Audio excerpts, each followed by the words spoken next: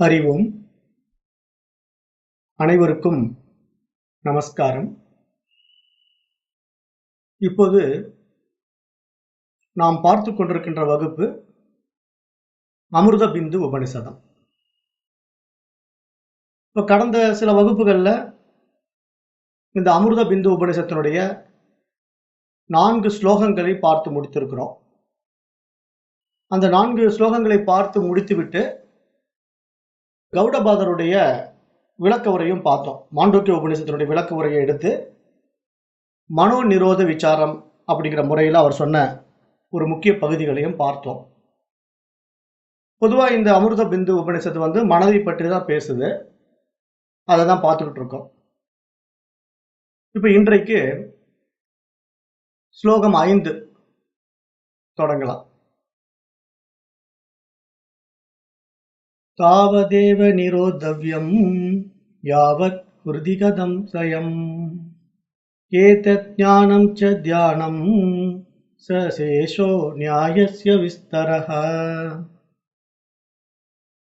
யாவத் ஹ்ருதிகதம் சயம், அதாவது எதுவரை மனம் இதயத்தில் அமைதியாக இருக்கிறதோ, தாவதேவ நிரோதவ்யம், அதுவரை மனதை பக்குவப்படுத்த வேண்டும்.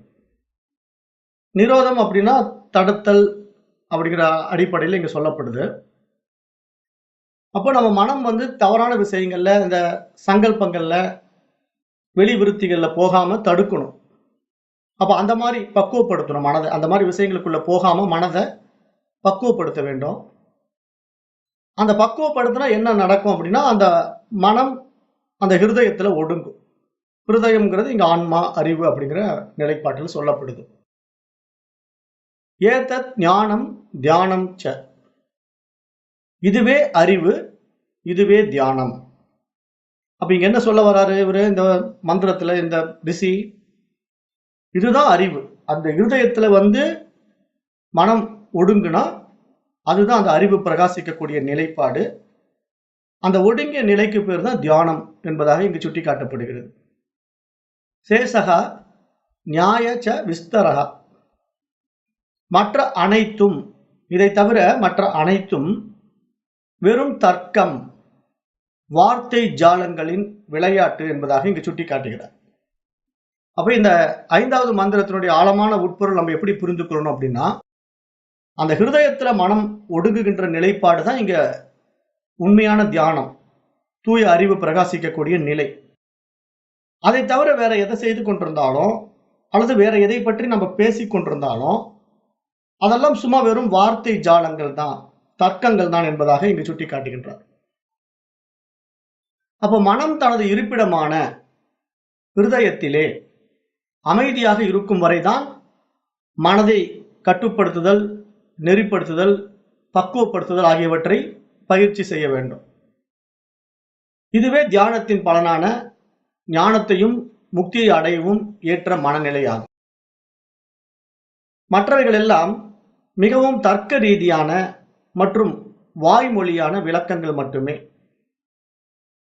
அப்ப மனதின் இந்த நிலைதான் ஆத்ம தியானம் செய்வதற்கேற்ற நிலையாகும். கவனச்சிதறல்கள் இல்லாமல் மனம் ஒருமுகத்தோடு இந்த தியானத்தை செய்ய முடியும். அதனால் அடைந்த பிரம்ம ஞானத்தில் நிலை பெறும் நிலையை அடைந்திடுவோம். இப்ப இந்த மனநிலையை அடையாமல் தொடர்ந்து சாஸ்திரங்களை படிக்கின்றவர்கள் நல்ல சாஸ்திர ஞானத்தை, புலமையை பெறலாம். ஆனால் அவர்கள் அடைய நினைக்கும் இறுதி லட்சியமான மோட்சத்தை அடைய முடியாது. ஏன்னா அது ஒரு பாண்டித்யத்தை கொண்டு போயிடும்.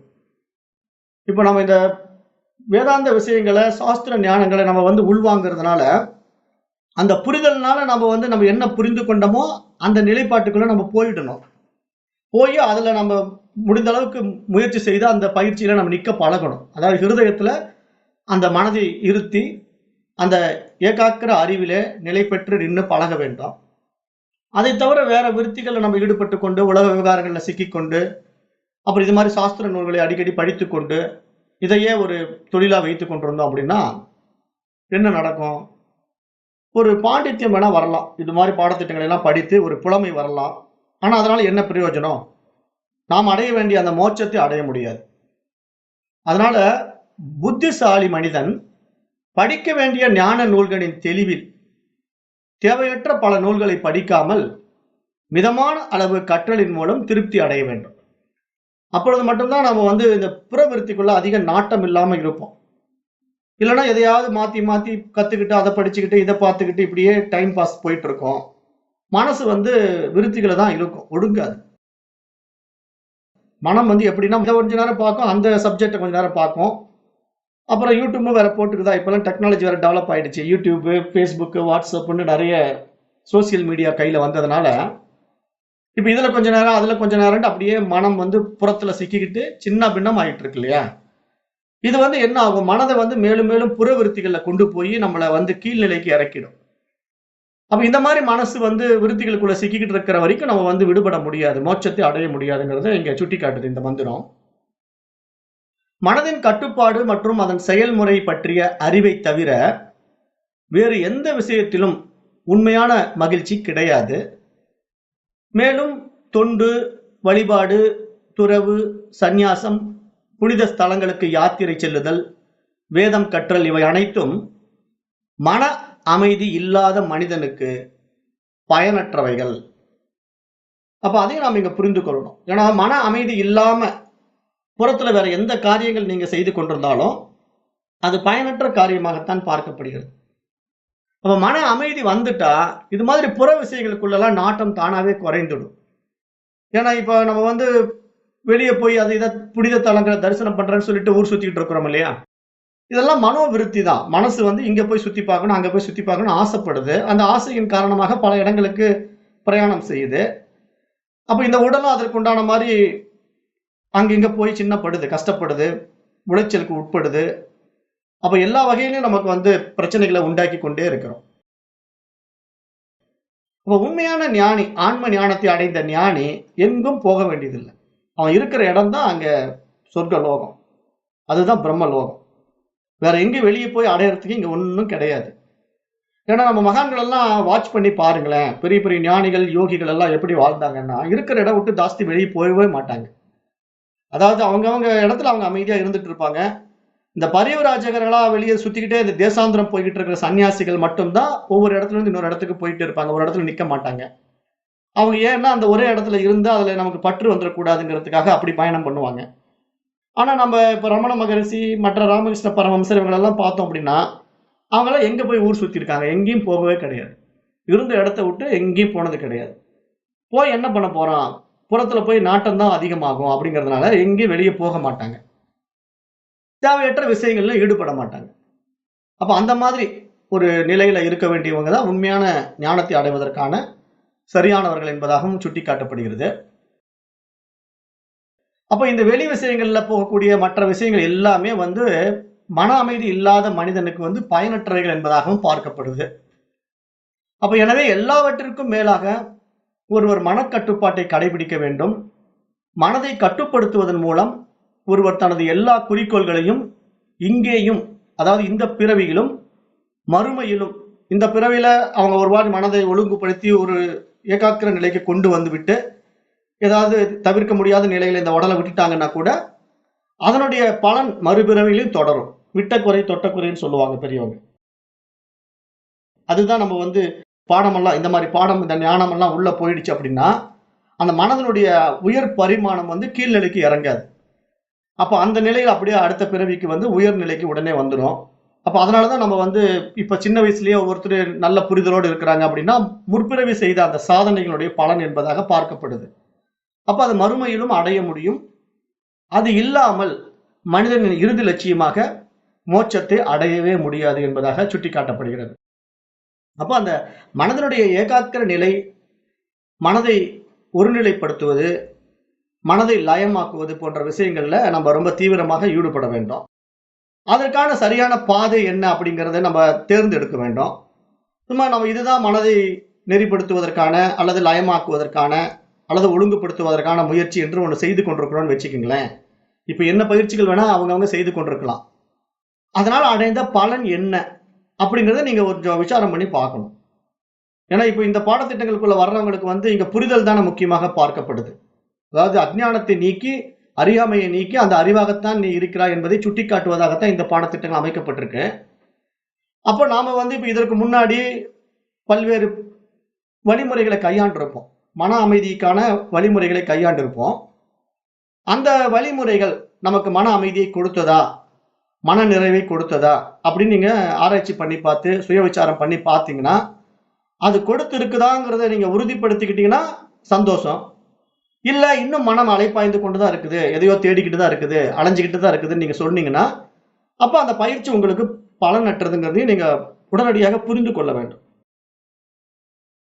ஏன்னா பயனற்ற ஒரு விஷயத்துல காரியத்த நம்ம பண்ணிக்கிட்டு இருந்து காலங்கள் தான் விரயமாகுமே தவிர, நம்ம அடைய வேண்டிய இலக்கை அடைய முடியாது. அதுதான் பாதை மாறி போகிறதுன்னு சொல்றது. அதாவது ஒரு இலக்கை அடைய வேண்டியதற்கு பல பாதைகள் இருக்கலாம். ஆனா, சரியான பாதையில நம்ம போனோம்னா, அந்த இலக்கை வந்து எளிதாக அடைந்து விடலாம். சுற்றுப்பாதையில போனோம் அப்படின்னா, அடைய முடியும். கால தாமதம் ஆகும். பிறவிகள் கூட அதிகமாகலாம். இந்த பிறவிலேயே முடிச்சுருவோம்னு சொல்ல முடியாது இல்லையா? பல பிறவிகள் ஓட வேண்டியதா வந்துரும்.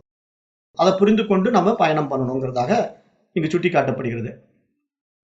அப்ப எனவே, இந்த முந்தைய ஸ்லோகத்துல இதனுடைய அறிவுரையை வந்து சுருக்கமா நம்ம கவனிச்சு பார்த்தோம்னா கூட, இந்த மனத வந்து உள்நோக்கி திருப்புவதற்கும், தன்னால் முடிந்தவரை தன் கவனத்தை தன் மீது செலுத்துவதற்குமான சாதனம் கொடுக்கப்பட்டுள்ளது என்று சொல்லலாம்.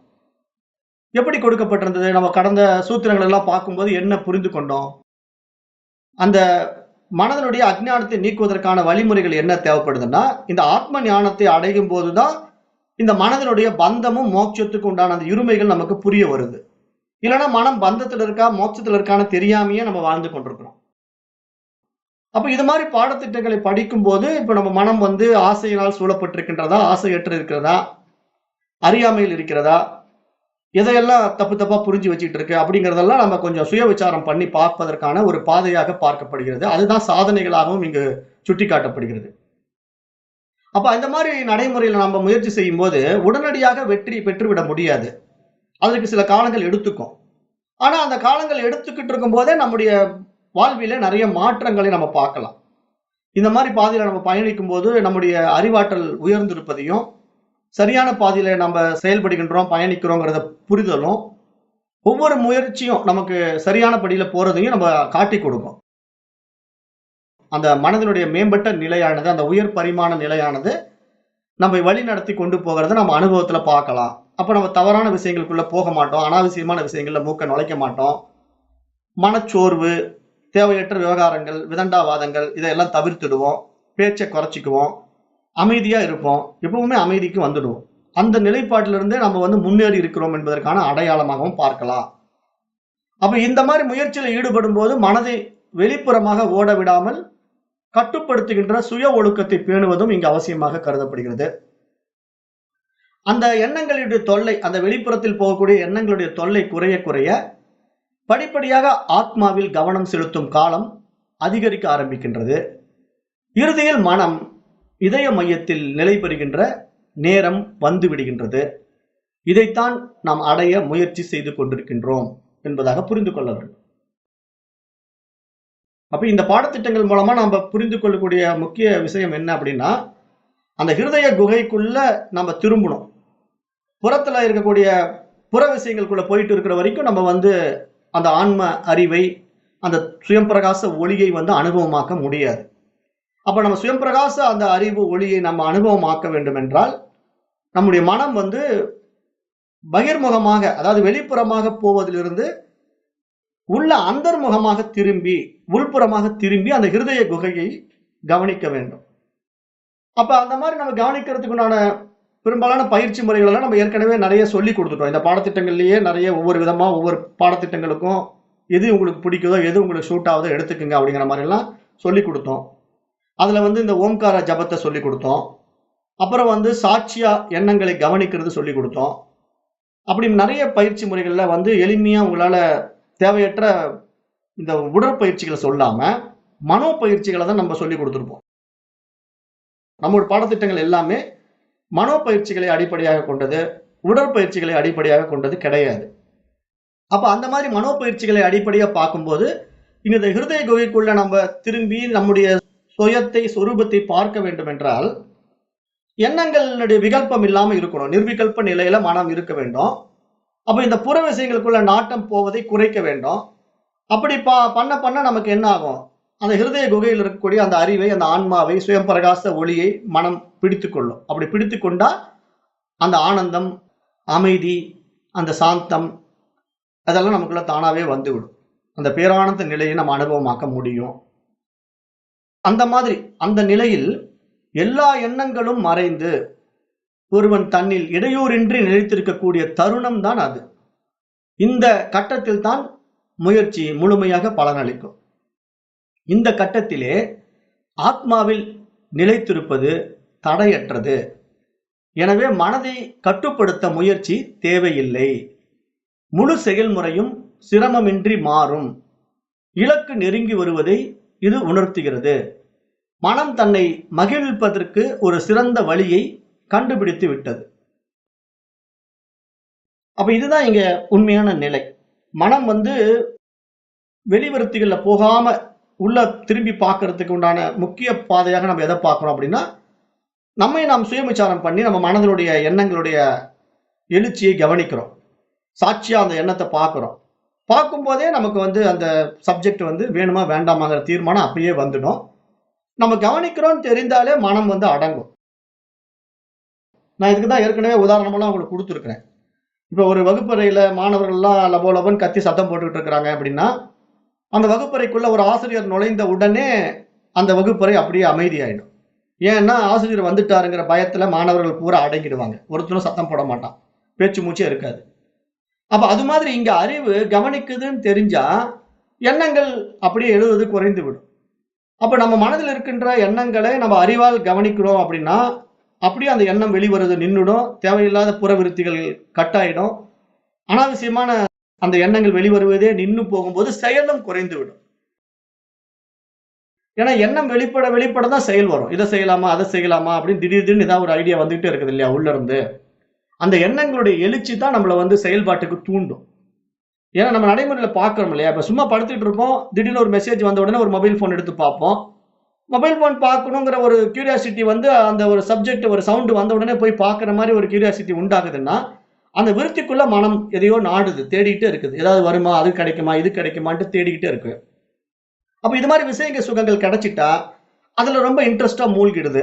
அப்புறம் உள்ள போய் அதை எதை நோண்ட ஆரம்பிச்சதுன்னா டைம் போறதே தெரியறது இல்ல, அவ்வளவு நேரம் போயிடுது. அப்புறம் திரும்பி பார்த்தோம்னா இவ்வளவு நேரம் இதில் டைம் வேஸ்ட் பண்ணிருக்கோமா அப்படின்லாம் நமக்கே தெரிய வரும். இது மாதிரி நம்முடைய அஜ்ஞான விஷயங்களை பூரா நம்ம ஆராய்ச்சி பண்ணி இதுலெல்லாம் நம்ம போய் அடிமையாகாம அதுல இருந்து நம்மளை விடுவித்து கொண்டு கூடுமான வரை நம்ம அமைதியா இருக்க பழகிட்டோம் அப்படின்னா அந்த ஆத்ம தரிசனம் நமக்கு உண்டாகும். அதாவது நம்முடைய சுயத்தை நாமளே தரிசிக்கக்கூடிய வாய்ப்பு உண்டாகும். அப்ப ஏற்கனவே மன அமைதியை அடைந்தவர்கள் இந்த செயல்முறையை அதிகமாக வாய்மொழியாக மற்றவர்களிடம் பேசுவதில் கவனமாக இருக்குமாறு மாணவர்களுக்கு அறிவுறுத்துகிறார்கள். இந்த செயல்முறையை பற்றி அதிக விவாதம் செய்வதன் மூலம் ஒருவர் எளிதில் தான் செல்கின்ற பாதையில் முன்னேற முடியாமல் சிக்கிக் கொள்ளலாம். அப்ப ஏன்னா இது மாதிரி ஒரு நல்ல அமைதி நிலை, ஒரு ஆனந்த நிலையை பற்றி நாம தெரிந்து கொண்டு அந்த மார்க்கத்துல நம்ம பயணம் பண்ணிட்டு இருக்கிறத மற்றவர்கள்கிட்ட போய் சொல்லும் போது அது ஆர்குமெண்ட்ல தான் முடியும். ஏன்னா அவங்க என்ன பண்ணுவாங்கன்னா அவங்க பாதை தான் சரிங்கிற மாதிரி ஒரு தீர்மானத்துல மற்றவர்கள் ஓடிக்கொண்டிருப்பார்கள். அப்படி ஓடிக்கொண்டிருக்கின்றவர்களை அவர்கள் போக்கில் நம்ம விட்டுணுமே தவிர அவர்களுக்கு போய் நம்ம உபதேசம் எல்லாம் கொடுக்க கூடாது. அதை கேட்கிற மனநிலையில அவங்க இருக்க மாட்டாங்க. ஏன்னா அவங்க பிரவருத்திக்குள்ள விவகாரங்களுக்குள்ள சிக்கிக்கிட்டு இருக்கிற மனசை நீங்க நிவர்த்திக்குள்ள வாங்க, அந்த எண்ணங்களற்ற நிலைக்கு வாங்க அப்படின்னு சொல்லி கூப்பிட்டீங்கன்னா வரமாட்டார்கள். அப்படி வர சொல்லி நம்ம கட்டாயப்படுத்துவது நமக்கும் சேர்ந்து மன உளைச்சலை உண்டாக்கும். அதுவே நாம் முன்னேறுவதற்கு தடையாகவும் அமைந்து விடும். அதனால இதை நம்ம வாலண்டரியா போய் யாருக்கிட்டையும் சொல்ல வேண்டிய அவசியம் கிடையாது. நம்மை நாடி வருகின்றவர்களுக்கு மட்டும் நம்ம சொன்னா போதும். மற்றபடி நம்ம போய் இதை வெளியே பிராபகண்டா பண்ண வேண்டிய அவசியம் கிடையவே கிடையாது. ஏன்னா அப்படிப்பட்ட விஷயமும் அல்ல இது. இது தன்னை அறிந்து தன்மயமாகக்கூடிய ஒரு விஷயம். ஏன்னா இங்க ஒரே விஷயம், அந்த தூய அறிவு மட்டும்தான் பிரகாசிக்குதுங்கும் போது இந்த உலகம் நமக்கு எப்படி தோணும்னா ஒரு திரைப்படம் மாதிரி தோன்ற ஆரம்பிச்சிடும். அந்த நிலைக்கு போகும்போது இங்க ஒரு ஆல்ரெடி எடுக்கப்பட்ட படம் ஓடிட்டு இருக்கு. அந்த படத்துல சீன் எல்லாம் ஒண்ணும் மாத்த முடியாது. அந்த படத்தை மட்டும் பார்த்துட்டு வரலாம். அதுதான் நமக்கு தகுதி. அப்ப அந்த மாதிரி இங்க வந்து நம்ம இந்த புரிதலுக்குள்ள முழுமையா வந்துட்டா, இந்த உலகத்துல நீங்க எத போய் மாத்த முடியும்? எதையும் மாத்த முடியாது. அமைதியா அது நடந்துட்டு இருக்கிற காரியங்கள வேடிக்கை பார்த்துட்டு, நம்ம பாட்டுக்கு அமைதியா இருக்கலாமே தவிர, நான் அவன மாத்த போறேன், இவன மாத்த போறேன், இவனுக்கு அட்வைஸ் பண்ண போறேன் அப்படின்னுலாம் மனசு துடிச்சதுன்னா, அதுதான் இந்த மனதினுடைய அஞ்ஞானம், அறியாமை. ஏன்னா அந்த மாதிரி ஒரு வாலண்டரியா போய் நம்ம குடுக்கக்கூடிய அட்வைஸ்க்கு வந்து வேல்யூ கிடையாது. அத மதிக்க மாட்டார்கள். அப்ப அதனால அத நம்ம போய் செய்யக்கூடாது. நமக்கு என்ன பிடித்திருக்கோ அந்த பாதையில நம்ம கரெக்ட்டா போயிட்டே இருக்கணும். புரிதல் வந்துவிட்டா நம்ம அமைதியாயிடணும். மற்றபடி நம்ம தேடி வருகின்றவர்கள், நீங்க என்ன இந்த மாரி இருக்கீங்களா? அமைதியா இருக்கீங்களா? ஆனந்தமா இருக்கிறீங்களே! அது எப்படிங்க? எனக்கு கொஞ்சம் சொல்லுங்க. அப்படின்னு கேட்டா, இதுதான் பாதை. நான் இதுல தான் போயிட்டு இருக்கிறேன். இந்த மாரி ஆனந்தமா இருக்கிறேன். நீங்களும் இத தெரிஞ்சுக்கிட்டீங்கன்னா ஆனந்தமா இருக்கலாம். இது வந்து ஒரே காரணம் ஞான விழிப்பு தான். வேற ஒண்ணும் கிடையாது. மனதினுடைய அஞ்ஞானம் நீங்குனா, அந்த சுயம் பிரகாச அறிவா நீ இருக்கிறங்கிறது உனக்கு தெரிய வரும். அப்படிங்கிறத நம்ம சொல்லலாம். கேட்டா. கேட்காம சொல்லக்கூடாது. அதுதான் இங்க ரொம்ப ரொம்ப முக்கியமாகவும் பார்க்கப்படுகிறது. அப்ப மனக்கட்டுப்பாட்டின் மூலம் உயர்ந்த லட்சியத்தை நாம் அடைய முடியும். மனதை முழுமையாக அந்த ஹிருதயத்திலே நிலைநிறுத்தி பழகும்போது, உன்னதமான லட்சியம் அடையப்படுகின்றது என்பதாக இந்த சூத்திரம், 5வது சூத்திரம், 5வது ஸ்லோகம் நமக்கு சுட்டிக்காட்டுது. அடுத்தது 6வது ஸ்லோகம். நைவ சிந்தியம் நாசா சிந்தியம் ந சிந்தியம் சிந்தியமேவ தத் பக்ஷபாத விநிர்முக்தம் பிரம்ம சம்பத்யதே ததா. அசிந்தியம்னா சாதகமாக நினைக்கக்கூடாதது அல்லது வெறுப்புடன் தவிர்க்கப்படக்கூடாது. இப்ப இங்க சிந்தியம் அப்படிங்கிற வார்த்தையே 4 இடத்துல வருது. நைவ சிந்தியம் ந சாசிந்தியம் ந சிந்தியம் சிந்தியமேவ தத் அப்படின்னா, இப்ப இந்த இடத்துல இந்த சிந்தியம் அப்படிங்கிற முதல் சிந்தியத்தை எடுத்துக்கிட்டோம்னா, சாதகமான விஷயங்களை சிந்தித்தல் அப்படிங்கிற அடிப்படையில அந்த முதல் சிந்தியம் சொல்ல வருது. சாதகமான விஷயங்களை சிந்தித்தல். 2வது சிந்தியம் வந்து சாதகமற்ற விஷயங்களை சிந்தித்தல். 3வது சிந்தியம் ஒரு பொருளாக சிந்திப்பது. 4வது சிந்தியம் ஒரு பொருளாக நினைக்காமல் இருப்பது. அதாவது தன்னை பற்றிய தூய சிந்தனையை உருவாக்குவது. இந்த மாதிரி இந்த சிந்தியம் அப்படிங்கிற வார்த்தை, ஒரே வார்த்தை சமஸ்கிருதத்துல 4 பொருளை கொடுப்பதாக இடம் மாறி வரும்போது அமைந்து விடுகிறது. இதுதான் இந்த சமஸ்கிருதத்துல ரொம்ப காம்ப்ளிகேட்டட் சப்ஜெக்ட். ஒரே வார்த்தைக்கு பல பொருள் இருக்கும். அப்ப அதை வந்து நம்ம அந்தந்த இடத்துக்கு தகுந்த மாதிரி தான் நம்ம போய் ஹேண்டில் பண்ணணும். இப்ப தனு அப்படின்னா உடல்னு சொல்லுவோம் சமஸ்கிருதத்துல. அதே தனுன்னா வில்லுன்னு சொல்லுவோம். அப்ப வில்லுன்னாலும் தனு தானே வருது. தனுன்னா உடம்புன்னு சொல்றாங்களே அப்படின்னு கன்ஃபியூஷன் வரக்கூடாது. அப்ப அந்த இடத்துக்கு தகுந்த மாதிரி அந்த வார்த்தைகள் மாறுவதனால, இங்க இந்த சிந்தியம் வந்து நிறைய இடத்துல மாறுபட்டு வித்தியாசம் கொடுக்குது. அப்ப என்ன இங்க சொல்ல வராங்க அப்படின்னா, சாதகமாக நினைக்கக்கூடாது அல்லது வெறுப்புடன் தவிர்க்கக்கூடாது. அப்புறம் ஒரு பொருளாக நினைக்காமல் யதார்த்தமாக சிந்திக்க வேண்டும். எந்தவித பாரபட்சமும் இல்லாத இத்தகைய சிந்தனை ஒருவரை சரியான நேரத்திலே பிரம்மத்தை அடைய வழி நடத்துகிறது. பிரம்ம சம்பத்யதே ததா. ஒருவரை சரியான நேரத்தில் பிரம்மத்தை அடைய வழி நடத்துகின்றது. அப்ப அது எப்படி அப்படின்னு பார்த்தோம்னா, இப்ப இந்த 6வது ஸ்லோகம், சுகம் தரும் என்று நினைத்து விரும்புகின்ற பொருள்களை சாதகமாக நினைக்க கூடாது. ஏன்னா நமக்கு அந்த பொருள் மூலமா ஒரு சுகத்தை கிடைக்குதுங்கன்னா அதுக்கு நமக்கு சாதகமா இருக்குன்னு அதை நம்ம தீர்மானம் பண்ணிடக்கூடாது. அதே போல துயரத்தை தரும் என்று நினைத்து பிடிக்காத பொருட்களையும் வெறுப்புடன் தவிர்க்கப்படக்கூடாது. அப்ப இந்த இடம் என்ன இங்க புரிந்து கொள்ளணும்? ஒரு விஷயம் நமக்கு பிடிச்சிருக்குன்னா அதை சாதகமா எடுத்துக்கிறதும், ஒரு விஷயம் நமக்கு பிடிக்கலன்னா அதை வெறுப்பா அதை வேண்டான்னு ஒதுக்குறதும் இங்க கூடாது அப்படின்னு சொல்ல வரும்போதே, இந்த இடத்துல நம்ம என்ன புரிந்து கொள்ளணும்? இங்க விருப்பு வெறுப்பு இல்லாம இருக்கணும் அப்படிங்கிற பாயிண்ட் இங்க எடுத்து சொல்லப்படுது. அதாவது இது எனக்கு வேணும்னு அதை பிடிக்க வேண்டாம், அது எனக்கு வேண்டான்னு விட வேண்டாம். சமநிலையில் இருக்கணும். அதுதான் ரொம்ப முக்கியம். ஒண்ணு வேணும் ஒண்ணு வேண்டாம் அப்படிங்கறது இருமைக்குள்ள போகக்கூடாது. ஏன்னா இங்க வந்து இந்த மாதிரி பாதையில பயணிக்கிறவங்களுக்கு வந்து சமநிலை தான் ரொம்ப முக்கியமே தவிர, விருப்பு வெறுப்புக்குள்ள போயிட்டோம் அப்படின்னா அதுதான் மனதுக்கு மிகப்பெரிய உளைச்சலை உண்டு பண்ணும். அந்த மனம் வந்து எப்ப அமைதி அடையும் அப்படின்னா, சமநிலையில் வரும்போது தான் அந்த சாந்த நிலைக்கு வரும். உன்னை பிடிச்சிடுச்சுனாலும் அதுல சிக்கிக்கிட்டு இருக்கோம், உன்னை வெறுத்துடுச்சுனாலும் அதுல சிக்கிக்கிட்டு இருக்கோம். அப்ப இந்த விருப்பு வெறுப்புகள் உள்ள மனம் வந்து அந்த அமைதித்தன்மைக்கு வரவே வராது. அதை தான் இங்க மகான்கள் சுட்டிக்காட்டி இந்த மாதிரி பண்ணாதீங்க அப்படின்னு நமக்கு சொல்றாங்க. அப்புறம் அதே மாதிரி ஒன்றை ஒரு பொருளாக கருதாமல் உண்மை தத்துவமாக நாம் அதை சிந்தித்து பார்க்க வேண்டும். மேலும் எந்தவித பாரபட்சமும் இல்லாத இத்தகைய சிந்தனை ஒருவரை சரியான நேரத்தில் பிரம்மத்தை அடைய வழி நடத்துகின்றது என்பதாகவும் இந்த சூத்திரம் சுட்டிக்காட்டுகிறது, இந்த ஸ்லோகம் சுட்டிக்காட்டுகிறது. அப்ப இந்த மாதிரி விருப்பு வெறுப்பற்ற இருமைகள் அற்ற நிலையிலே ஒரு நடுநிலையாளனாக நம்ம ஒவ்வொன்றையும் பார்த்தோம் அப்படின்னா, அப்ப நமக்கு அந்த பிரம்மத்தை அடைவதற்கான சரியான பாதை திறக்கப்படுகிறது என்பது புரிந்து கொள்ள வேண்டும். ஏன் இந்த விருப்பு வெறுப்பு நமக்கு வருதுன்னா, நமக்கு விருப்பமான ஒரு விஷயத்தை பிடிச்சுக்கிட்டோம் அப்படின்னு வச்சுக்கோங்களேன், அதுல ரொம்ப ஆர்வம் வந்துடும். இதுதான் சிறப்புங்கிற மாதிரி பேச ஆரம்பிச்சிடுவோம். அப்புறம் அதை தான் பிடிச்சிக்குவோம். அதுக்கு ஆர்குமெண்ட் பண்ணுவோம். அப்புறம் நான் போற பாதை தான் சரி, அவன் போற பாதை சரியில்லைன்ட்டு அவங்ககிட்ட பிரச்சனைக்கு போவோம். இதெல்லாம் மனதினுடைய அஜ்ஞானம். ஏன்னா இதெல்லாம் நமக்கு எதுவுமே இங்க அவசியம் இல்லை. அவரவர்கள் வழியில் அவரவர்கள் வாழட்டும், நம்ம மற்றவர்களை அவர்களுடைய சுதந்திரத்துல கை வைக்காம விட்டுறணும். நாம என்ன பாதையில பயணிக்கிறோம், நாம தெளிவா இருக்கிறோமா நமக்கு தெரிஞ்சுட்டா அதை நம்ம சரியா எடுத்துக்கிட்டு நம்ம போயிட்டே இருக்க வேண்டியதானே தவிர, நாம சரியானபடி போகும்போது நம்முடைய பாதை சரியாக இருந்தா நம்ம அந்த இலக்கை அடைந்ததனால அடைந்த பேரானந்த நிலையும் அந்த அமைதி நிலையும் நம்மை காட்டி கொடுக்கும். எப்படி காட்டி கொடுக்கும்? அகத்தின் அழகு முகத்தில் தெரியும் என்று பெரியவங்க சொல்லுவாங்க.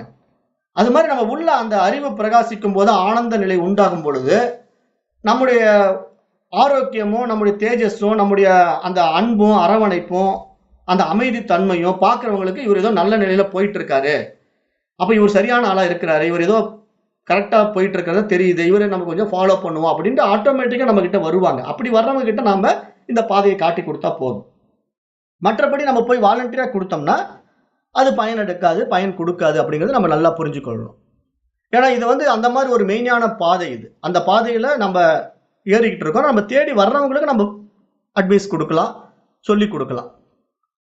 அப்ப அந்த மாதிரி இங்க மனதை கவனமாக ஆராய்ந்து பார்க்கும்போது எந்த நேரத்திலும் அது எண்ணங்களின் தொகுதியாக காணப்படுவது நமக்கு தெரிகின்றது. மனதை தூண்டும் வழக்கமான சிந்தனை முறைகளிலே நாம் கவனம் செலுத்துவதை தவிர்க்க வேண்டும். வழக்கமான சிந்தனையில் விருப்பு வெறுப்புகள், தனக்கு சாதகமான அல்லது பாதகமான விஷயங்களால் மனம் பாதிக்கப்படாமல் இருக்க முடியவே முடியாது. அப்ப அதனால இந்த வழக்கமான சிந்தனைகளாலோ அல்லது தனக்கு சாதகமான பாதகமான விஷயங்களிலோ ஈடுபடாமல் நாம் தவிர்ப்பது மிக மிக நல்லது. தவிர்ப்பது அப்படிங்கறத எப்படி நம்ம புரிந்து கொள்ளணும் அப்படின்னா, அந்த விஷயத்தை வந்து நம்ம நடுநிலையா பார்க்குமே தவிர அதுல வந்து விருப்பு வெறுப்பு காட்டாம அதை பார்த்தீங்கன்னா, அதை வந்து வேணும் வேண்டாங்கிற அந்த இது இல்லாம அது எப்படி நடக்குதோ அப்படியே அதை அக்செப்ட் பண்ணிட்டு போயிட்டே இருப்போம். ஒரு விஷயம் நம்ம எதிர்பாராம நடந்துருச்சு.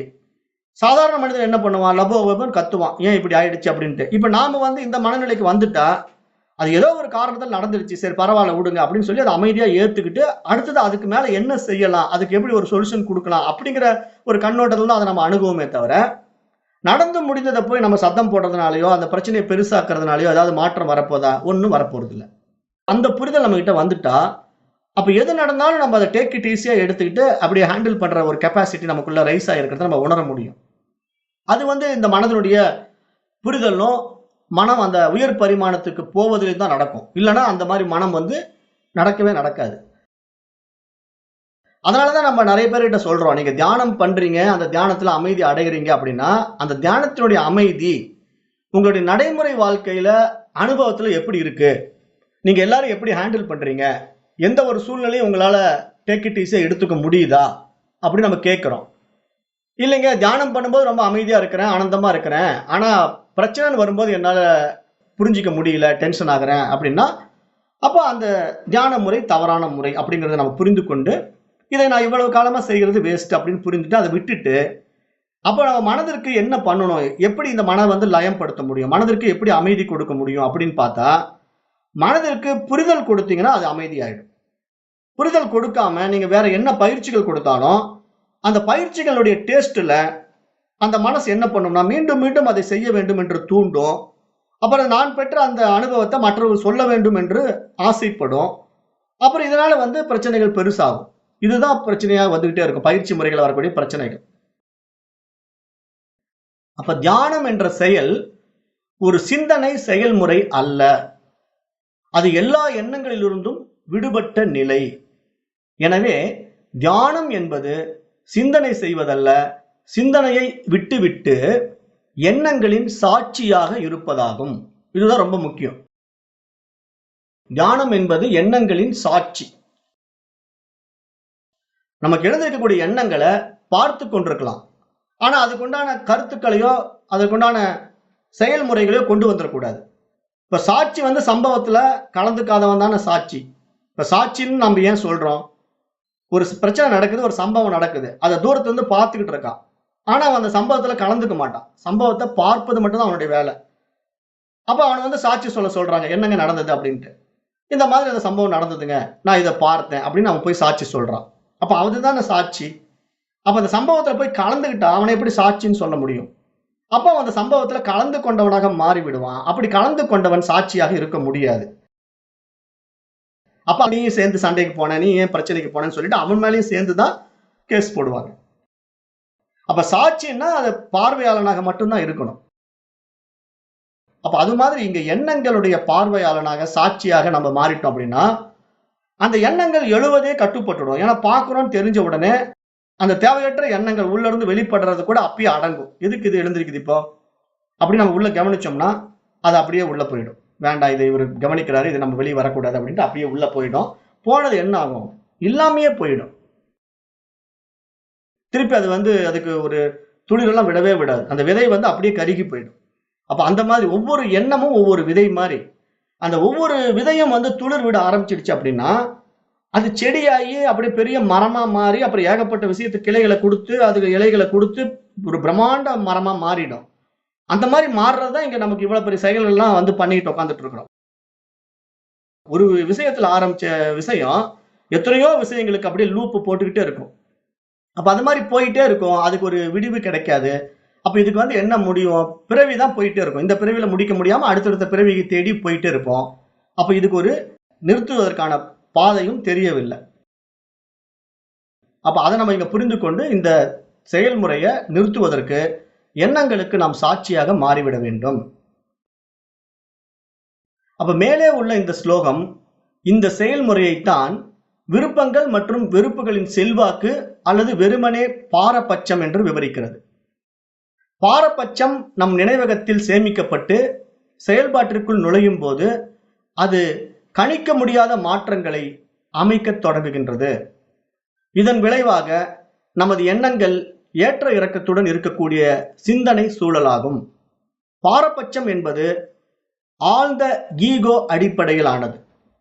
ஏன்னா இது நமக்கு அகங்காரத்தினுடைய அடிப்படையில தான் நம்ம இதெல்லாம் ஒவ்வொன்றும் பாரபட்சம் பார்க்கறது, இது சரியா தவறான் ஒரு ஆராய்ச்சி பண்றது, அது எனக்கு பிடிச்சிருக்கு இது எனக்கு பிடிக்கலன்னு சொல்றது, இது எல்லாமே அந்த இருமையிலால வரக்கூடிய பிரச்சனை, மனதினுடைய இருமை நிலைகளால் வரக்கூடிய பிரச்சனை. அதை நம்ம இந்த அறிவா இருந்து பார்த்தோம்னா அந்த இருமை நிலை அற்ற ஒருமைத்தன்மையில சமநிலைக்குள்ள வந்துருவோம். இது உயர்ந்தது அது தாழ்ந்ததுங்கிற அந்த ஏற்றத்தாழ்வுகள் நம்ம மனதிலிருந்து நீங்கிவிடும். அப்ப அந்த மாதிரி நம்ம பயணம் பண்ணும்போது இந்த ஈகோ நமக்கு புரிய ஆரம்பிச்சிடும்.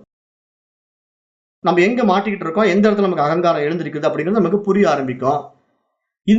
இதை கணிக்க முடியணும். இந்த கணிக்க முடியாத இயல்புடைய மனதிலே எண்ணங்கள் என்ன ஆகும்?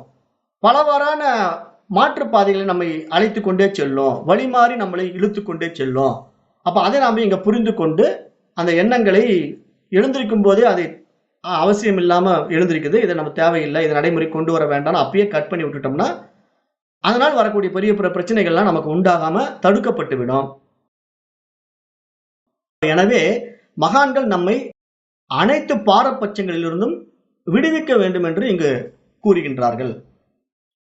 மாறும் சிந்தனை சூழலை நிலையான சிந்தனை சூழலாக மாற்ற வேண்டும். மனதின் நிலைத்தன்மை என்பது தன்னை பற்றிய சரியான சிந்தனையை செய்யக்கூடிய முதல் கட்டமாகும். இது இறுதியில் பிரம்மத்தை அடைவதற்கு வழிவகுக்கின்றது. இப்போது அடைந்திருக்கும் இந்த மிக உயர்ந்த நிலையை மனதிற்கு ஏற்ற ஒரு வெளிப்புற விஷயமாக நினைக்க முடியாது. அது விரும்பத்தகாத வெளிப்புற பொருளாகவும் சிந்தனையில் தவிர்க்கப்பட வேண்டியதும் அல்ல. அதை எந்த வார்த்தைகளாலும் விளக்க முடியாது. மேலும் இந்த சம்சாரத்தில் மூழ்கி இருக்கும் போது யாரும் அதை நினைக்க முடியாது. அழியாத உணர்வு மயம் என்று மட்டுமே நினைக்க முடியும். எந்த ஒரு புலனின்பத்தை அனுபவிப்பதைப் போல அதை உணர முடியாது. ஆயினும் கூட இது நித்தியமான நிகரற்ற சுய ஒளிமயமான பேரின்பத்தை தவிர வேறு எதுவும் இல்லை. இது சிந்திக்க தகுந்தது, இது உண்மை பொருள், அறிவுமயமானது மற்றும் எல்லையற்ற பேரின்பம் என்றும் விவரிக்கப்பட்டுள்ளது. இப்ப மனதனுடைய நிரோத நிலையில, இப்ப மனம் இந்த புற விஷயங்களில் ஈடுபடாம தடுக்கப்படுகின்ற நிலையில, நிரோத நிலையில் மனம் அனைத்து செயல்களிலிருந்து விடுபடும் போது அது பிரம்மத்தை உணர்கிறது. பிரம்மானந்தத்தை பிரதிபலிக்கும் நிலையை அடைந்து விடுகிறது. எல்லா உயிரினங்களிலும் ஒரே மாதிரியாகிறது. நட்பு அல்லது பகையால் ஏற்படும் அனைத்து ஆசைகளிலிருந்தும் மனம் விடுபடும் போது மனிதன் தாமதமின்றி பிரம்மமாகிறான். அப்ப எப்போதும் எதையாவது தொடர்ந்து சிந்திக்க வேண்டும், மேலும் எதையாவது தொடர்ந்து சிந்திக்காமல் தவிர்க்க வேண்டும் என்ற நிலையில் மனம் எப்படி சிந்திக்க முடியாத நிலையை அடையாமல் இருக்க முடியும்? அப்ப இந்த மனம் என்பது எப்படி இருமைகள்ல சிக்கிக்கிட்டு இருக்குதுன்னா, என்ன பண்ணிக்கிட்டு இருக்கோம்னா, நான் இதை தவிர்க்க போறேன்னு ஒண்ணு சொல்லும், இல்லைன்னா அதை செய்ய போறேன்னு சொல்லும். அப்ப இந்த ரெண்டுலையும் எதை மனம் சிந்தனை செய்தாலும் அங்க மனம் சஞ்சலம் அடைந்து கொண்டுதான் இருக்கிறது. அதுதான் விக்ஷேபம் அப்படின்னு நம்ம சொல்றோம். விக்ஷேபம்னா என்ன? மனதனுடைய சஞ்சலம். அப்ப நான் இதை சிந்திக்காம நிறுத்த போறேன் அப்படின்னு மனதை கட்டுப்படுத்தக்கூடாது. இப்ப மனம் அதனுடைய இயல்பு என்ன? ஏற்கனவே நிறைய சம்ஸ்கார பதிவுகளை உள்ள வச்சுக்கிட்டு இருக்குது. அப்ப அந்த சம்ஸ்காரத்தை வெளியே கொண்டு வரும். வாசனைகள்னு சொல்றோம் இல்லையா? அந்த வாசனைகள் உள்ள இருந்து வெளியே வந்துகிட்டே இருக்கும். ஆனா அந்த வாசனை வருவதை நம்ம சாட்சியா கவனிச்சிங்கன்னா போதும், அதுவே நமக்கு புரிதல் வந்துடும். என்ன புரிதல்? நாம் அடைந்த ஞானம் என்ன சொல்லுது? இந்த எண்ணங்கள்னால நமக்கு தேவையற்ற பிரச்சனைகள் வரும், செயல்முறைகள் உண்டாகும், செயல்முறைகளால பின்விளைவுகள் நம்ம அனுபவிக்க வேண்டி வருங்கிறது நமக்கு ஞானமா கிடைச்சிருக்கிறதுனால இப்ப நமக்கு என்ன புரியணும்? ஒரு தேவையற்ற எண்ணம் எழுந்திருக்குது, சம்ஸ்கார வாசனையா உள்ள இருந்து வருது. அப்ப உடனே நம்ம கவனிக்கிறோம், இப்ப இது எதுக்கு வருது, இது வேண்டாம் அப்படின்னு நம்ம அப்பயே அதை ரிஜெக்ட் பண்ணிட்டோம் அப்படின்னா அது செயலாக மாறாது, அது பூதாகரமாக உருவாகாது. அந்த தடுத்தல், நிரோதம் பண்றது, அப்பயே அந்த எண்ணத்தை நம்ம தடுக்கும் போது, இந்த தடுத்தல் எப்படின்னா புரிதலுடைய அடிப்படையில தடுக்கும் போது அந்த விதை எரிந்து விடுகிறது.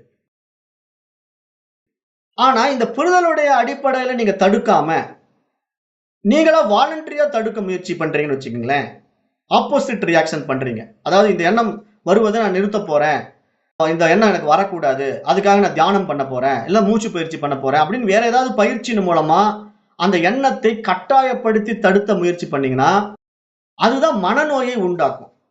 ஏன்னா இங்க மனம் இருமைகளால் சிக்கிக்கிட்டு இருக்கிற மனம் மனப்பிறழ்வுன்னு சொல்லுவோம். அதை மனப்பிறழ்வு அப்படின்னா என்னன்னா, அதாவது மனம் அந்த சரியானபடி டியூன் பண்ண முடியாம இப்படி போறதா அப்படி போறதான்னு தெரியாம ஒரு ஆசிலேஷன்ல ஒரு மாதிரி ஸ்ட்ரக் ஆகி நின்றுடும். ஸ்ட்ரக் ஆகி நின்ன உடனே அதுக்கு எது சரி எது தவறுன்னு சிந்திக்கிற ஆற்றலை இழந்துடும். அப்புறம் என்ன பண்ணும்? கண்டபடி அது தானே பேச ஆரம்பிச்சிடும், தானா கண்டபடி ஏதோ சிந்தனை பண்ண ஆரம்பிச்சிடும். அந்த மாதிரி தான் மனநோயாளிகள் உருவாகுறாங்க. மனதை வாலண்டரியா தடுக்கிற பயிற்சிகள் பண்ணக்கூடியவர்கள் மனநோயாளிகளாக மாறிவிடுகிறார்கள். அதனால அந்த மாதிரி நாம போய் மனதை கட்டாயப்படுத்தி எண்ணங்களை தடுக்க கூடாது.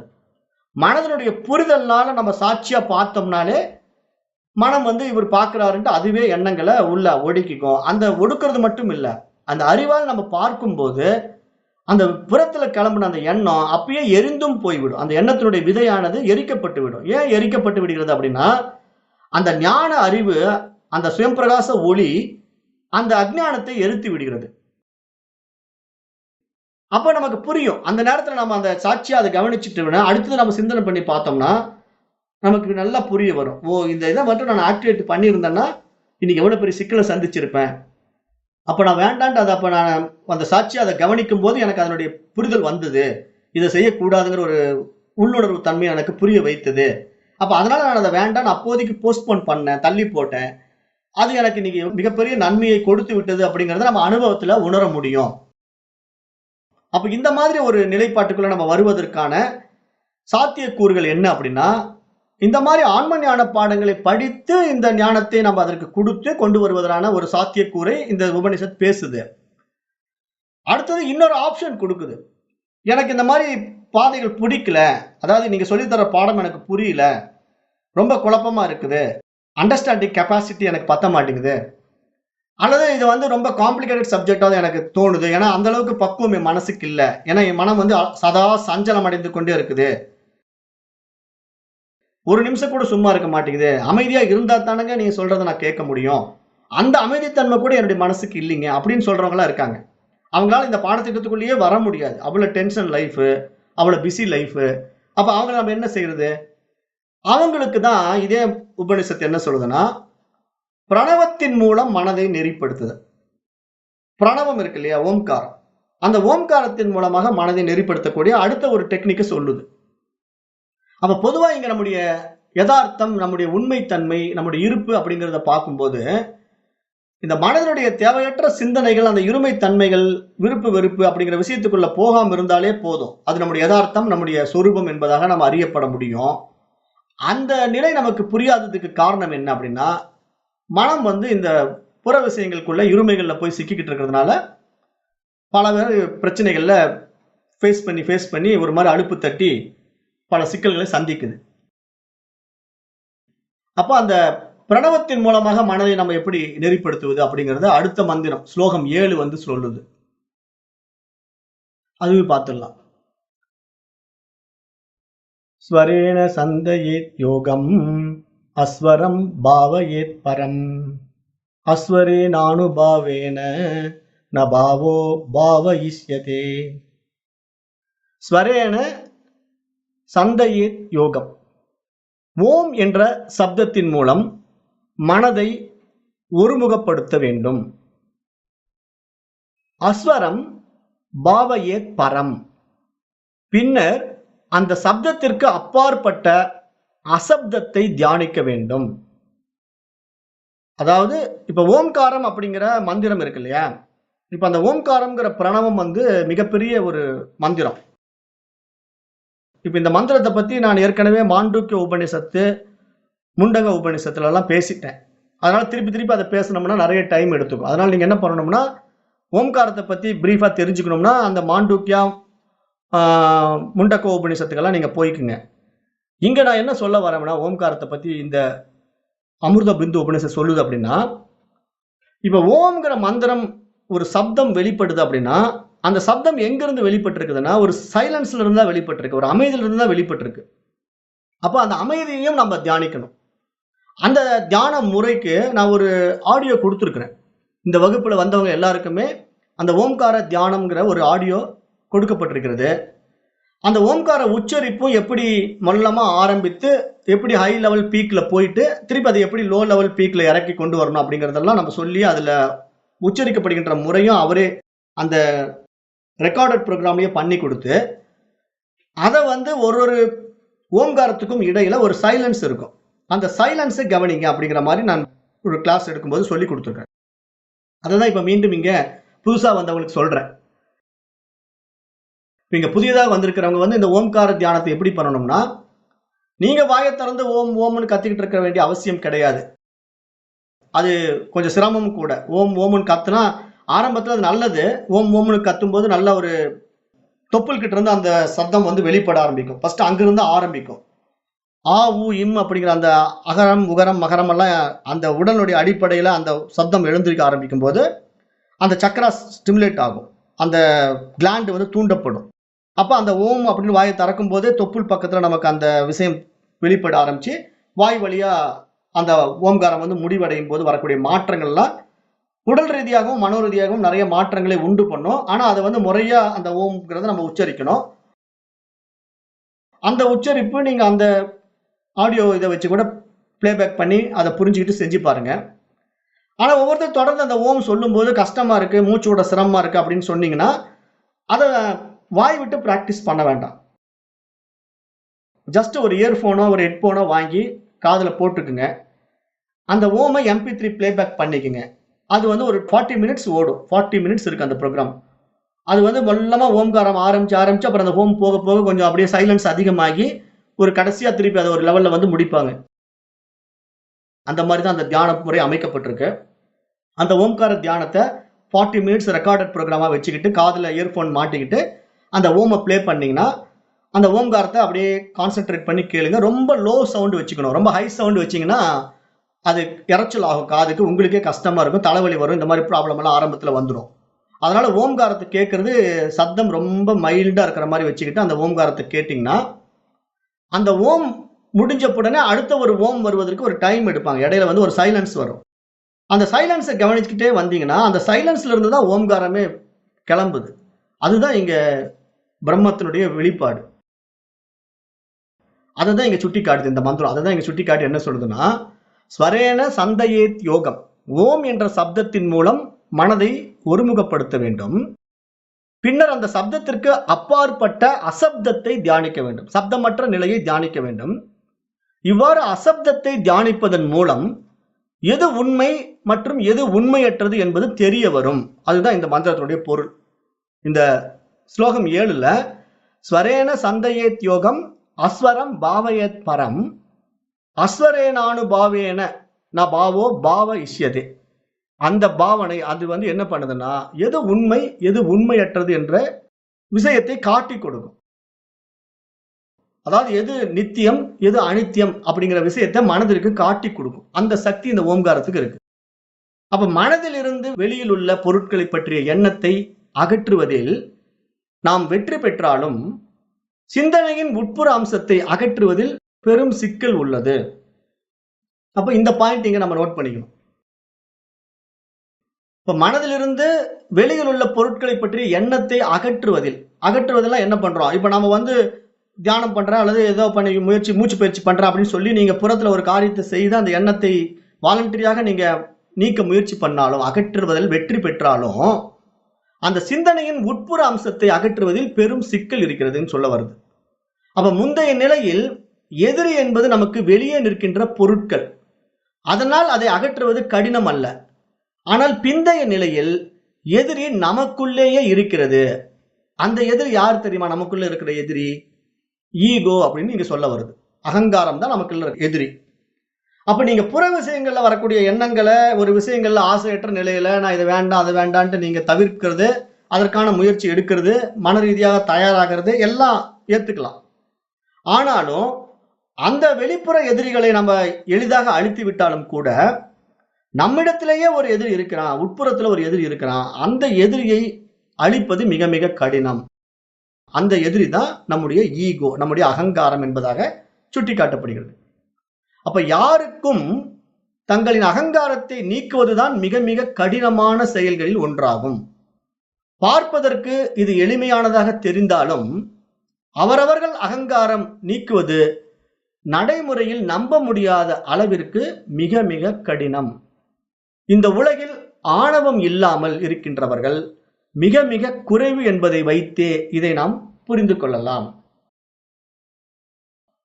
அப்ப இங்க வந்து நம்ம அகங்காரம், ஈகோ அப்படிங்கறதெல்லாம் எந்த அடிப்படையில நம்ம புரிந்து கொள்ளணும் அப்படின்னா, இப்போ ஒரு விஷயத்தை நம்ம சொல்லும் போதே இவன் யார் நமக்கு சொல்றது அப்படின்னு நம்ம நினைக்கிறத கூட அகங்காரமா நம்ம எடுத்துக்க வேண்டியதில்லை.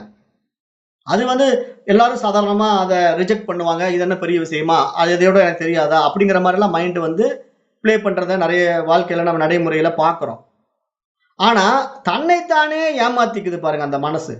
அதுதான் மிகப்பெரிய அறியாமையா நம்ம பாக்குறோம். ஈகோவிலேயே தன்னுடைய உண்மை சுரூபத்தை அறிவதற்கு அந்த மனமே தடையாக மாறி எந்த ஒரு நன்மை விஷயத்தையும் ஏற்றுக்கொள்ளாம போயிடும்.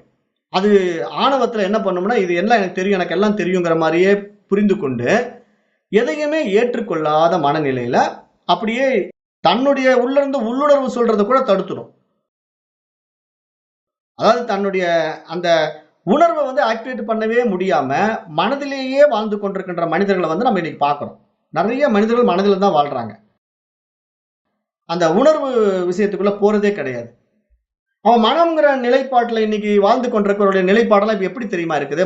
தன்னுடைய மனதை மட்டும் சார்ந்து வாழ்வதில்லை, மற்றவருடைய மனதையும் சார்ந்து வாழ்கிறார்கள். அப்படி போயிடுச்சு இன்னைக்கு வாழ்க்கையினுடைய முறை. இன்றைய வாழ்க்கை முறை அப்படித்தான் இருக்குது. இப்ப அதுக்கு தான் இப்ப நான் இந்த விஞ்ஞான வளர்ச்சி வந்து நமக்கு மிகப்பெரிய அழிவு பாதையில கொண்டு போயிட்டு இருக்குன்னு சொல்றது ஏன் அப்படின்னா, இப்ப நம்ம இடத்துல வந்து இந்த ஏஐ டெக்னாலஜி வந்திருக்குது இல்லையா? ஆர்டிபிஷியல் இன்டெலிஜென்ஸ் அப்படின்னு சொல்லக்கூடிய ஒரு ஏஐ டெக்னாலஜி வந்திருக்கு. இப்ப அந்த ஏஐ டெக்னாலஜிங்கிறது பெரும்பாலும் எல்லாரும் தெரிஞ்சிருக்கும். ஏன்னா நீங்க எல்லாம் வந்து இப்போ கம்ப்யூட்டர் பாக்குறீங்க, மொபைல் போன் வச்சிருக்கீங்க அப்படிங்கும்போது உங்களுக்கு புரிந்திருக்கும்.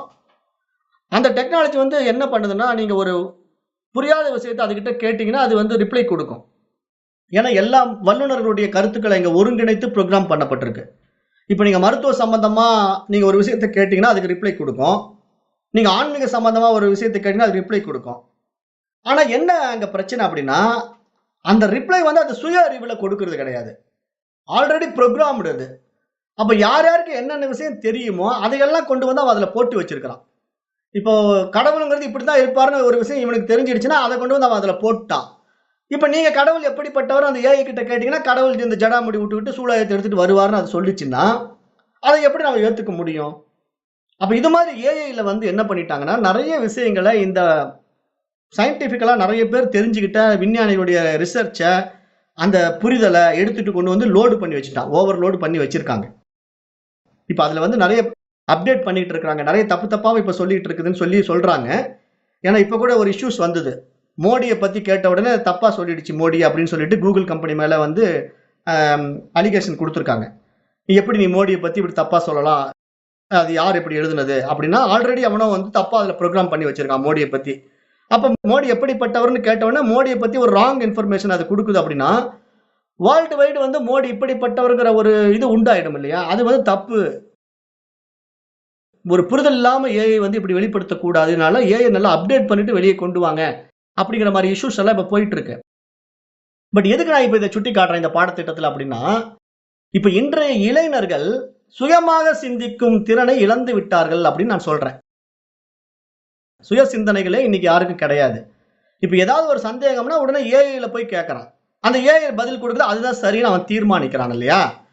அது எவ்வளவு ஒரு அஞ்ஞானம். அது இன்னொருத்தனுடைய மைண்ட் அது. அவன் ஏதோ புரோகிராம் பண்ணி வச்சிருக்கான் அவன் புரிதல்ல. அதை இவன் அக்செப்ட் பண்றான். ஓ! இது இப்படிதான் போல இருக்கு அப்படின்னு நெனச்சுக்கிறான் இல்ல.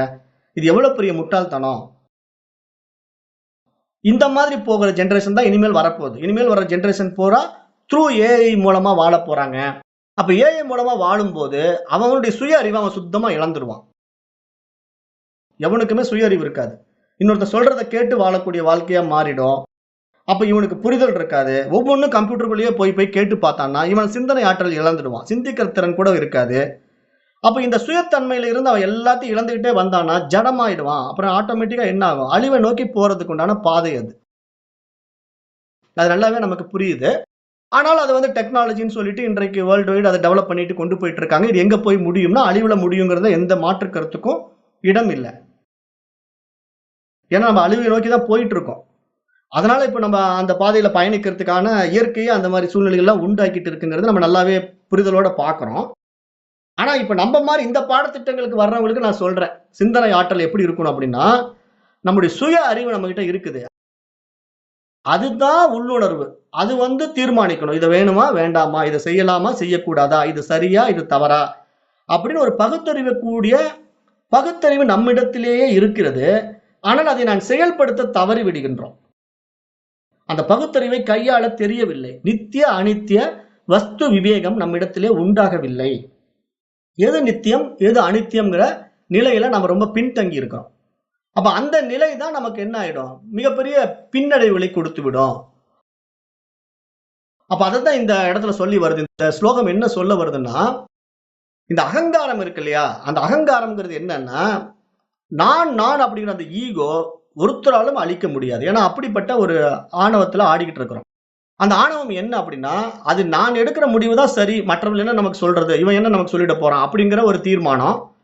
அப்புறம் நான் எடுக்கிற முடிவுங்கிறது கூட இவன் முட்டாள்தனமான ஒரு முடிவை இந்த மாதிரி எடுத்துக்கிட்டான்னா, அதுதான் சரின்னு ஆமோதிக்கக்கூடியவனாக இருப்பானே தவிர, அதை மறுபரிசீலனை பண்ணக்கூடிய நிலையில அவன் இருக்கவே மாட்டான். இந்த நிலையில தான் ஈகோன்னு இங்க சொல்லப்படுது. அப்ப அந்த மாதிரி பார்க்கும்போது, இந்த ஆணவத்தை நீக்குவது தான் மிக மிக கடினமான செயல்களில் ஒன்றாகும். அந்த அடிப்படையில கடவுளை தேடுவதில் தீவிரமாகும்போது, நாம் நமது ஈகோவை நேருக்கு நேர் சந்திக்கும் நிலைக்கு வருகிறோம். அதுதான் ரொம்ப முக்கியம். இப்ப நம்ம வந்து அந்த அறிவை தேடுகின்ற தீவிரத்துல நம்ம தீவிரமா போகும்போது தான், நம்முடைய அகங்காரத்த நம்ம டைரக்ட்டா ஃபேஸ் பண்ணுவோம். அப்பதான் நான் எங்கெல்லாம் சிக்கிக்கிட்டு இருக்கேன் அப்படிங்கிறது நமக்குள்ள விசாரம் பண்ணும்போது தெரிய வரும். ஏன்னா நான் வந்து ஏதோ ஒரு புறத்துல இருக்கக்கூடிய விஷயத்த நாடி ஓடிக்கிட்டு இருக்கிற வரைக்கும் என்னுடைய தவறு எனக்கு தெரியவே தெரியாது. அதுதான் உண்மை என்று நான் அதிலேயே போயிட்டு இருப்பேன். அது வந்து கிணற்று தவளை வாழ்க்கை. இப்ப கிணற்று தவளையில வந்து உலகம் எப்படின்னு தெரியாது. அந்த கிணறு மட்டும் தான் உலகம். அது மாதிரி இவன் ஒரு விஷயத்தை பிடிச்சுக்கிட்டு இதுதான் உலகம் அப்படின்னு நினைச்சிட்டு இருக்கிறான். ஆனா இதற்கு மேல எவ்வளவு விஷயங்கள் இருக்கு அப்படிங்கிறத தெரிந்து கொள்வதற்கான ஆர்வம் இல்லாவிட்டால் அவர்கள் என்ன பண்றாங்க? அஞ்ஞானிகளாகவே வாழ்ந்து வாழ்க்கையை முடித்துக் கொள்கிறார்கள். அப்ப அந்த மாதிரி பார்க்கும்போது இங்க அந்த அறிவை அடைவதனுடைய தீவிரத்தன்மை நம்மிடத்திலே அதிகமாகும் போது நாம் நமது ஈகோவை நேருக்கு நேராக சந்திக்கும் நிலைக்கு வருகின்றோம். அங்கு அகம் விருத்தி, அந்த அகம் உள்ள இருக்கிற நான் அப்படிங்கிற ஒரு விருத்தி இருக்கு. அதான் என்ன அகங்காரம் சொல்றோம். அகம் விருத்திங்கிறது தான் இங்க அகங்காரம். அல்லது நான் என்னுடையது என்ற உணர்வை மாற்றுவதற்கான சிக்கலை நாம் சமாளிக்க வேண்டும். இந்த மாதிரி நிலைக்கு நம்ம பயணம் பண்ணும்போது தான் நம்முடைய அஞ்ஞானம் நமக்கு புரிய வரும். நான் எங்கெல்லாம் சிக்கிக்கிட்டு இருக்கிறேன் அப்படிங்கிற அஞ்ஞானம், அகங்காரம் நமக்கு வெளிப்பட ஆரம்பிக்கும். அது மனதிற்குள்ள உள்ள திரும்பி பார்த்தீங்கன்னா தான் தெரியுமே தவிர, வெளியே தேடிக்கிட்டு இருக்கிற வரைக்கும் எப்படி கண்டுபிடிக்க முடியும்?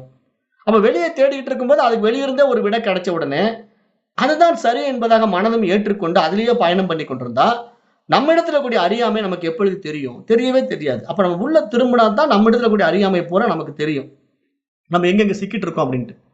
அப்ப அகம் விருத்தி என்பதற்கு பதிலாக பிரம்மாகார விருத்தி, அதாவது பிரம்மனின் எண்ணம் என்பது நேரடியாக வழியாக இருப்பினும் நாம் அதை முயற்சி செய்வதற்கு முன்பு ஒரு இடைநிலை படி அவசியமாகிறது. அந்த இடைநிலை படிதான் இங்க ஓம்கார உபாசனை என்பதாக சுட்டிக்காட்டப்படுகிறது. ஏன்னா இந்த நானுங்கிற ஈகோவை நம்ம பைக்காட் பண்ணி மேல வரணும்னா நம்ம என்ன பண்ண முடியும்? இந்த ஓம்கார ஜபத்தை, ஓம்கார உபாசனையை எடுத்துக்கிட்டா மட்டும்தான் அதுல இருந்து நம்ம நேரடியா இந்த பிரம்ம அனுபவத்தை, பிரம்மாகார விருத்திக்குள்ள நம்ம நுழைய முடியும்.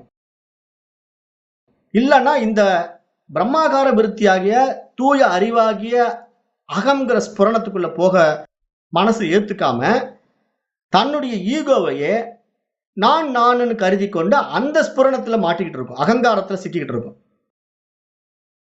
ஆனா உண்மையா அந்த அகங்காரம் யார் இருக்கிறதுனால நமக்கு வெளிப்படுதுன்னா, அந்த தூய அறிவு இருக்கிறதுனால தான் அந்த அகங்காரம் வெளிப்படுது. ஏன்னா அந்த அகம் விருத்தி அந்த உள்ள இருக்கிற அறிவினால தான் வெளிப்பட முடியும். அறிவு இல்லைன்னா இங்க மனசுக்கு வேலையே கிடையாது. மனம் ஜடம். ஆனா மனம் ஏன் இந்த மாதிரி சிந்திக்குது, ஏன் இந்த மாதிரி செயல்படுக்க ஆசைப்படுது அப்படின்னா, உள்ள இருக்கிற அந்த சுயம்பிரகாச அறிவு இருக்கிறதுனால இந்த மாதிரி விஷயத்தை வெளிப்படுத்தி காட்டிக்கிட்டு இருக்கு. அப்ப அதற்கு நம்ம என்ன பண்ணணும்? அந்த மனதையே கவனிக்கும் போது மட்டும்தான் மனதனுடைய அஞ்ஞானம் எல்லாம் நீங்க ஆரம்பிக்கும், அகங்காரம் நீங்க ஆரம்பிக்கும். அப்பதான் நம்முடைய சுயம் பிரகாசிக்க ஆரம்பிக்கும். அந்த சுயம் தான் இங்க பிரம்மாகார விருத்தி.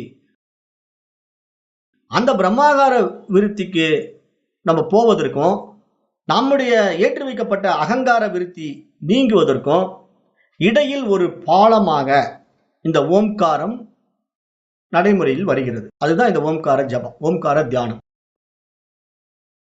அப்ப இந்த ஓம்கார உபாசனை என்பது ஓம் என்ற சொல்லை மீண்டும் மீண்டும் கூறுவது, அதை உறக்கச் சொல்வதன் மூலம் அந்த ஒளியில் மனம் கவனம் செலுத்துகிறது. மனதை அமைதிப்படுத்த உபனிஷத்துக்களில் பரிந்துரைக்கப்பட்ட மிக சிறந்த நுட்பமும் இது ஒன்றேயாகும். இது புறநிலை சிந்தனையை மட்டுமல்ல, நான் என்ற அகநிலை சிந்தனையையும் நீக்குகின்றது. அப்ப இது ஒன்றுக்கு மேல வேற எதுவுமே பயிற்சி தேவையில்லை. இப்ப நம்ம இடத்துல வருகின்றவர்கள் எல்லாம் பயிற்சி கொடுக்க முடியுமா, பயிற்சி கொடுக்க முடியுமா தான் என்கிட்ட நிறைய பேர் கேட்டுட்டு வராங்க. எந்த பயிற்சியும் இல்லைன்னு நான் சொல்லிட்டா என் கிளாஸ்க்கே வரதில்லை, கட் பண்ணிக்கிறாங்க. ஏன்னா பயிற்சியா இல்லாம அது என்ன ஒரு ஆன்மீகங்க? நீங்க என்னத்தை சொல்லி கொடுக்குறீங்க? ஒண்ணுமே சொல்லி தர மாட்டேங்கிறீங்க. உங்ககிட்ட என்ன எனக்கு வேலை அப்படின்னு ஓடிடுறாங்க. நாமளும் அதை பத்தி கவலைப்படுறதில்லை. ஏன்னா நம்ம என்ன பயிற்சி கொடுக்க முடியும்? பொய்யான ஒரு பயிற்சி கொடுக்க முடியுமா? இல்ல போலித்தனமான வாழ்க்கை வாழ முடியுமா? இல்ல பணத்துக்காக ஏதாவது செய்ய முடியுமா? ஏதாவது ஒரு பயிற்சி கொடுக்குறேன் வாங்க, இந்த மாதிரி ஒரு பயிற்சி பண்ணலாம், ஒரு 300 ரூபாய் கட்டணும், ஒரு 30 பேர் வந்துடுங்க, ஒரு கிளாஸ் போட்டுடலாம், மத்தியானம் லஞ்ச் ப்ரிப்பேர் பண்ணிடுறேன் அப்படின்னு சொல்லிட்டு ஒரு கூட்டத்தை சேர்த்துக்கிட்டு ஏதோ ஒரு கூட்டத்தில் ஒரு கும்மாளம் போட்டுட்டு அப்புறம் அது ஏதோ ஒரு புதுசாக ஒரு மந்திரத்தை சொல்லி கொடுத்தாருப்பா, நான் போய் ஜபம் பண்ணி பார்க்குறேன், பயங்கரமாக கொட்டும் அப்படின்னு சொல்லிட்டு ஒரு கூட்டம் போயிட்டு இருக்கு இல்லையா? அந்த மாதிரி எல்லாம் இந்த மாதிரி பாடத்திட்டத்தை படித்தவர்கள் சொல்லிக் கொடுக்க முடியாது, சொல்றதுக்கான வாய்ப்புகளும் கிடையாது. ஏன்னா இங்க நாமே நல்ல தெளிந்த புரிதல் இருக்கும்போது அஞ்ஞான வாழ்க்கையை நம்ம இன்னொருத்தரை வாழ சொல்ல முடியுமா? அப்படி சொல்ல முடியாது. அந்த வாழ்க்கையை வாழவும் முடியாது. அதனால இங்க எந்த பயிற்சிகளும் கிடையாது. ஆனால் உபனிஷத்தினுடைய ஒரு ஷார்ட்கட் இருக்கு. அதுதான் இந்த ஓம்காரம். அதனால இந்த ஓம்காரத்தை வந்து உபனிஷத் சொல்லி கொடுக்குது.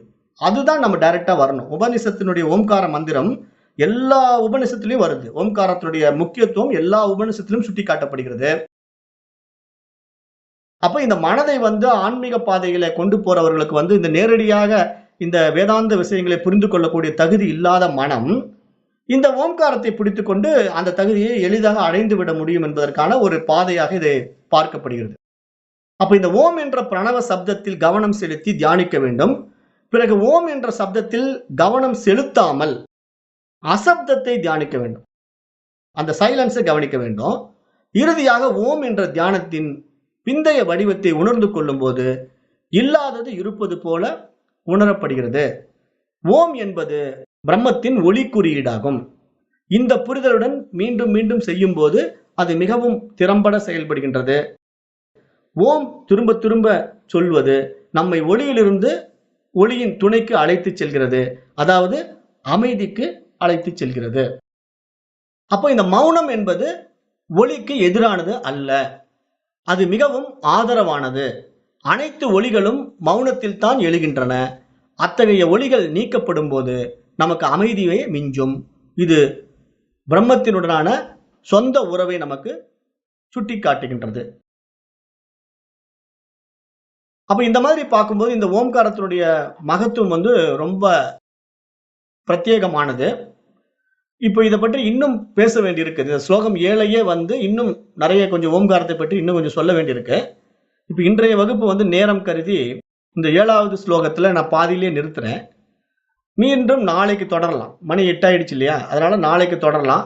அப்ப இந்த ஓம்கார உபாசனையில இன்னும் கொஞ்சம் சில விஷயங்களை நான் உங்களுக்கு சொல்லி இன்னும் அடுத்தடுத்த விஷயங்களை இந்த உபனிஷத்தை நமக்கு சுட்டி காட்டும். அப்படியே ஃபாலோ பண்ணிட்டு போனோம்னா ஒரு நல்ல புரிதலும் ஒரு நல்ல தெளிதலும் மனதிற்கு வரும்.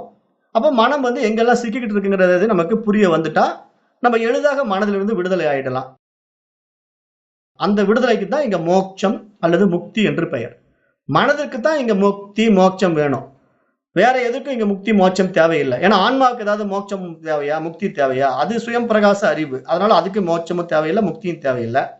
சரி, உடம்புக்கு ஏதாவது மோட்சம் முக்தி தேவையானா உடம்பு தானாவே போயிட போகுது. அதனால அது என்னைக்கு இருந்தாலும் ஒரு நாள் போகும். அதுக்கு முக்தியும் கிடையாது, மோட்சமும் கிடையாது. அப்ப இந்த முக்தி மோட்சம் என்பது விடுதலை என்பது எதற்குன்னா மனதிற்கு மட்டும்தான். அப்ப இது புரிந்து கொண்டா மனதை நம்ம வந்து அந்த அறிவாக சுயம் பிரகாச ஒளியாக மாற்றிக்கொள்ள முடியும். அதற்கான வழிமுறைகள் தான் இந்த உபனிஷத்துகள் நமக்கு சுட்டி காட்டுது. இதை பற்றி மேலும் சில விளக்கங்களை நாளைய வகுப்பில் பார்க்கலாம். இன்றைய வகுப்பை இத்துடன் நிறைவு செய்கின்றேன். நன்றி. ஓம் தத்சத்.